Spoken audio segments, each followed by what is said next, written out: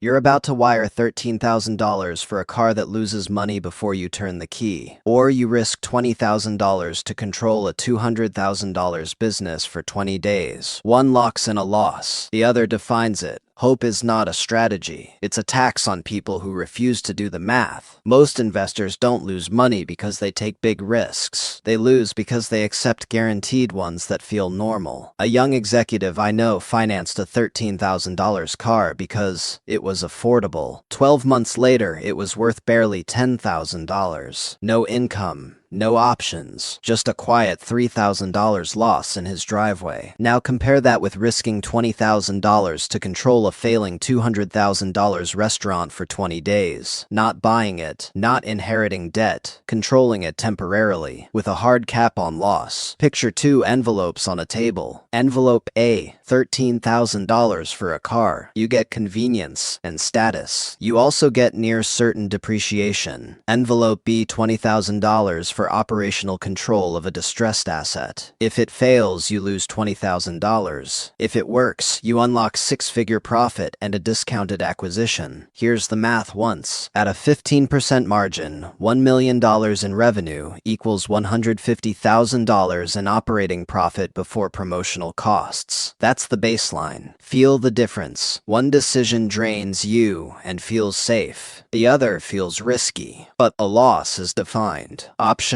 equals wealth. It's the difference between holding car keys that lose value every day and holding a contract that lets you walk away after 20 days. The operator who took control of the restaurant didn't start with inspiration. He started with a whiteboard. 5,000 customers, $7,200. Minimum spend equals $1 million revenue. That's the model. If we can't defend the basic 5,200 equation, nothing else matters. Numbers on a board are clean. Reality isn't by day 8. Tables are half full. Staff whisper near the kitchen. The clock feels louder than the customers. Rent is due. Payroll is due. Fixed costs don't negotiate. So we stress test. Downside case, 2,500 customers at $160 average spend. Revenue weak, margins compress. You hit your $20,000 cap and walk. Base case, around 4,000 customers near the $200 target. Solid revenue. Proof of concept. Now you negotiate. Upside case, 5,000 plus customers. Ticket holds or rises. Revenue clears the million mark. Now acquisition talks have leverage. 3 outcomes. 1 cap on loss. So far, 1 rule matters. The model is fixed. Your distance from it changes. Now add the incentive stack. Layer 1. Free soda. Cost per customer, $0.5. At 5,000 customers, that's $2,500. Layer 2. Social post required to enter the raffle. Customers become your ad channel. Layer 3. $200 minimum spend to qualify. Traffic without monetization is noise. This forces monetization. Layer 4. Mercedes raffle triggered only if 5,000 entries hit the threshold. Notice the design. Number 5,000 entries.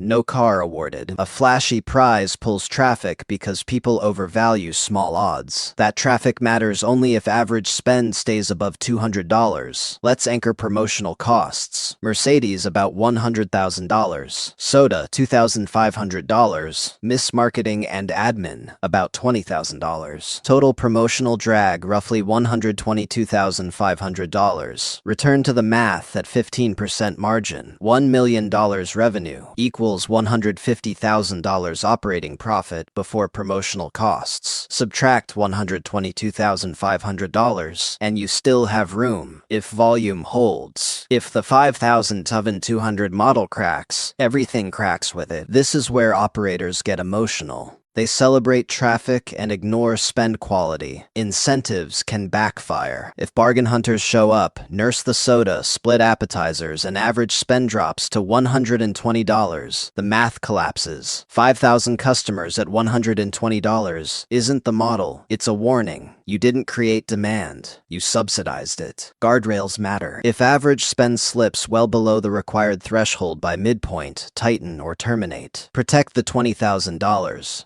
Protect the option. For your case, this step is measuring distance to the line. A line doesn't move. Now, volume and fixed costs. Suppose monthly fixed overhead is $180,000. That's $6,000 per Dalton Y. At a 15% gross margin, you need $40,000 in daily revenue to generate $6,000 in gross profit to cover overhead. Below that, you're digging. Above that, you're breathing. Stay open 90 days at a $10,000 daily shortfall, and you've burned $900,000. That's not bad luck. That's refusing to stop. This is why the 20-day window matters. 20 days. $1 million target, that's $50,000 per Dalton Y. If by midpoint you're far below the required run rate, the comeback math gets brutal. If you're at $28,000 on day 8, climbing to $50,000 requires a sharp jump. Ask one question: what operational lever creates that jump now?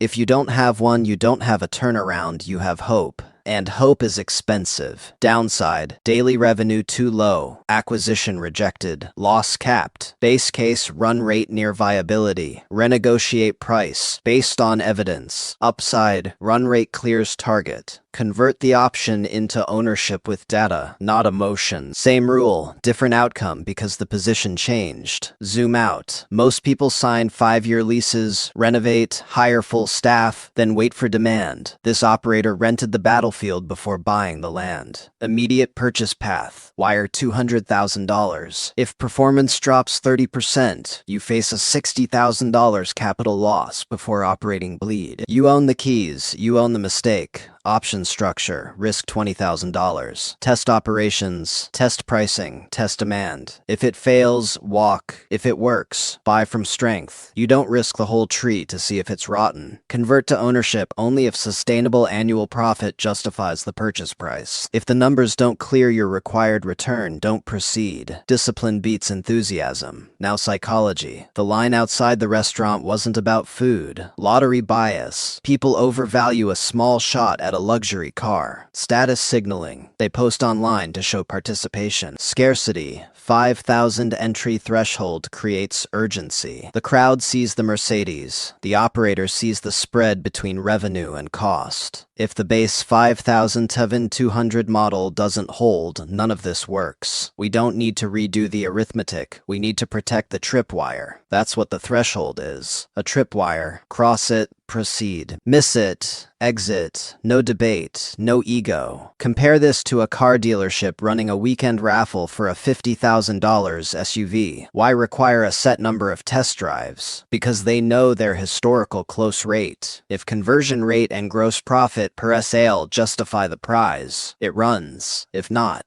it doesn't. No threshold met, no giveaway. Restaurant or dealership, the structure is the same. Lock conversion math first. Then decide prize cost. Everything else is secondary. Here's a framework you can use. Step 1. Cap your downside in dollars, not vibes. Dollars. Step 2. Define the revenue model once. That's your tripwire. Step 3. Stress test margins against reality. Step 4. Convert to ownership only when sustainable cash flow clears your required return. Contrast the two paths: impulse consumption, predictable depreciation; zero income, emotional satisfaction; structured risk, capped $20,000 downside; clear revenue, target, margin threshold; conditional ownership. One drains quietly, one tests aggressively. Define downside, limit loss, survive mistakes, preserve capital, compound. Ignore downside, take a big hit, need a large recovery, lose years. Think like an engineer building a bridge. You don't guess the load. You calculate maximum stress and add margin for error. Investing without thresholds isn't bold, it's reckless. Wealth isn't built by chasing upside, it's built by surviving downside. If you internalize this model once, it can save you from one $200,000 mistake. That's the return. So, a direct question. If you had $20,000 today, would you cap your downside and run a revenue experiment, or upgrade your lifestyle and accept depreciation? Comment A for asset experiment. Comment B for consumption. But don't just pick a letter. State your tripwire. At what number do you walk away? The people who win aren't braver. They decide in advance where they're willing to lose.